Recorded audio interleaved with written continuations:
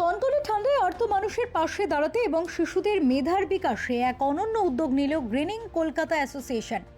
শনিবার সংস্থার কর্ণধার তথা বিশিষ্ট শিক্ষক কৃষ্ণা সাউয়ের বিশেষ উদ্যোগে তিলোত্তমায় আয়োজিত হলো এক বর্ণাঢ্য অনুষ্ঠান। এদিন এলাকার প্রান্তিক মানুষের হাতে কম্বল ও শীতবস্ত্র তুলে দিয়ে তাদের মুখে হাসি ফোটান উদ্যোক্তারা। তবে কেবল সমাজ সেবাই নয়, কৃষ্ণাবাবু পেশার শিক্ষক হওয়ায় অনুষ্ঠানের অন্যতম আকর্ষণ ছিল কচিকাচাদের নিয়ে আয়োজিত একটি কুইজ প্রতিযোগিতা। খেলার ছলে শিশুদের সাধারণ জ্ঞান ও বুদ্ধির বিকাশে এই কর্মসূচি সকলের নজর কেড়েছে। অনুষ্ঠানে উপস্থিত থেকে উদ্যোক্তাদের উৎসাহিত করেন বিশিষ্ট বিধায়ক নয়না বন্দ্যোপাধ্যায়। এছাড়াও উপস্থিত ছিলেন পুরপিতা ইন্দ্রনীল কুমার ও পুরপিতা সন্দীপন সাহা। অতিথিরা এই উদ্যোগের ভূয়সী প্রশংসা করে জানান, সমাজসেবার পাশাপাশি শিশুদের শিক্ষার কথা ভাবা অত্যন্ত ইতিবাচক পদক্ষেপ। সংস্থার কর্ণধার কৃষ্ণা সাউ বলেন, সামাজিক দায়বদ্ধতা থেকেই আমাদের এই ক্ষুদ্র প্রয়াস।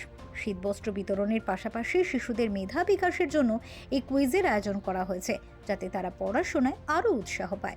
গ্রিনিং কলকাতা 2011 সাল থেকে আমরা এই জায়গায় প্রোগ্রাম শুরু করেছিলাম। আজকে 2026 15 বছর হয়ে গেছে। সবার সহযোগিতায় আমরা এই প্রোগ্রামটা করি। এখানে আমি নিজে একটা স্কুল টিচার, এই জন্য কুইজ কন্টেস্ট রাখি যে বাচ্চারা একটু ভালো লাগে। পেপার কুইজ করেছিলাম, আপনারা দেখলেন।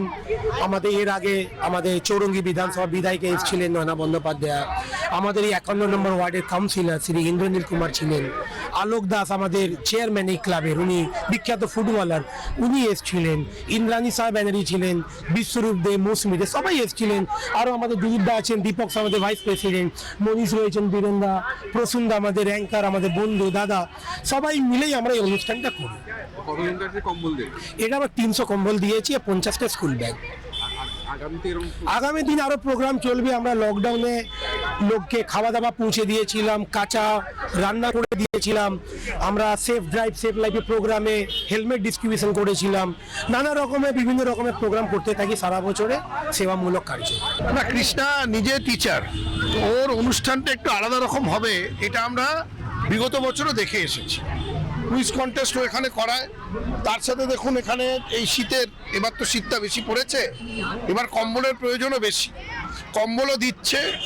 সুন্দর মনোরম পরিবেশের মধ্যে এই অনুষ্ঠানটা প্রত্যেক বছর আয়োজন করে থাকে। 2011 থেকে করছে। আমি বলেছি, একটা অনুষ্ঠান শুরু করা সহজ, কন্টিনিউ করা সহজ, তার জন্য নিষ্ঠার দরকার হয়, যেটা কৃষ্ণা বারংবার আমাদেরকে দেখাচ্ছে। Bureau report, channel 10।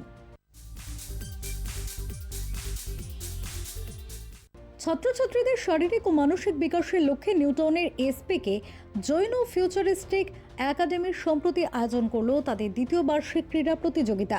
স্কুলের খেলার মাঠে আয়োজিত এই প্রতিযোগিতায় শিক্ষার্থীদের হার না মানা জেদ ও সুলভ প্রতিযোগিতা দেখে মানুষ আপ্লুত হয়। এই দিনের প্রতিযোগিতায় প্রধান অতিথি স্বরূপ উপস্থিত ছিলেন পশ্চিমবঙ্গের ক্রীড়া ও যুব কল্যাণ প্রতিমন্ত্রী তথা প্রাক্তন ভারতীয় ক্রিকেটার মনোজ তিওয়ারি। অ্যাথলেটদের উৎসাহিত করে তিনি বলেন, জীবনে সফল হতে গেলে শৃঙ্খলা, ধৈর্য এবং নিয়মিত পরিশ্রমের কোনো বিকল্প নেই।